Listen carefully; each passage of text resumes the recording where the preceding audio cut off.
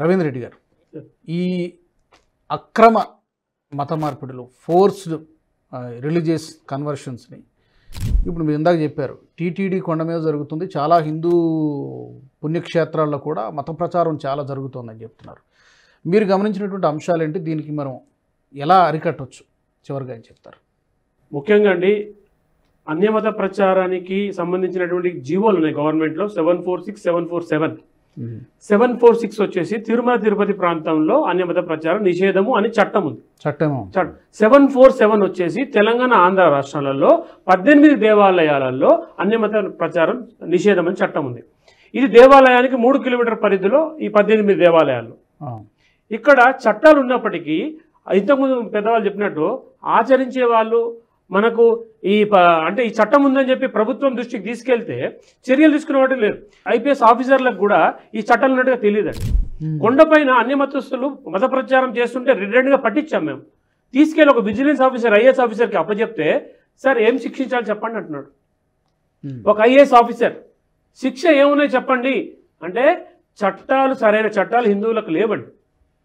ఇప్పుడు చూడండి, అన్యమత ప్రచారం జరిగింది, ఓకే, మరి ఇతనికి ఏం శిక్ష చేయాలా? ఉన్న వాటిని కూడా ఇంప్లిమెంట్ చేయడం లేదు, సమస్య అది. ఉన్న వాటిని ఇంప్లిమెంటేషన్ చేయలేదు. అసలు హిందువుల్లో దేవాలయాలకు సంబంధించి చట్టాలే లేవు. మీరు గమనించి చట్టాలు లేవు, రాజ్యాంగంలో చట్టాలు లేవండి. ఒక దేవాలయం మీద దాడి జరిగితే ఏముంటుందండి? ఏం చట్టం ఉందండి?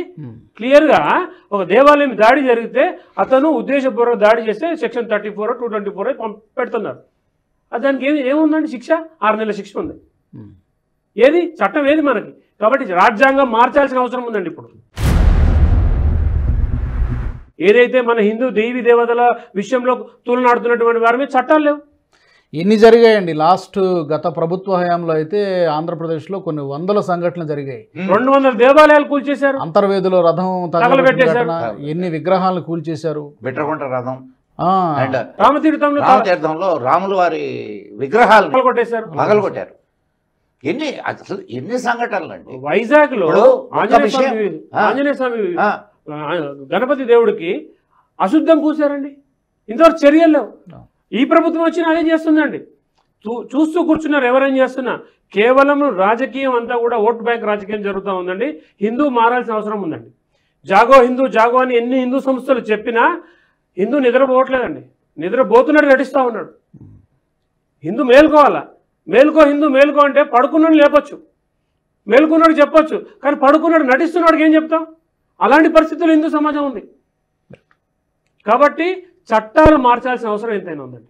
ఈ వీడియో మీకు నచ్చినట్టయితే లైక్ చేయండి, 10 మందికి షేర్ చేయండి. అలాగే కామెంట్ల రూపంలో మీ అభిప్రాయాలను మాతో పంచుకోండి. Nationalist hub group of channels ను సబ్స్క్రైబ్ చేసుకుని తెలుగునాట జాతీయవాద జర్నలిజాన్ని ప్రోత్సహించండి. ఈ వీడియో కింద ఉన్న బెల్ ఐకాన్ పై క్లిక్ చేయడం మర్చిపోవద్దు.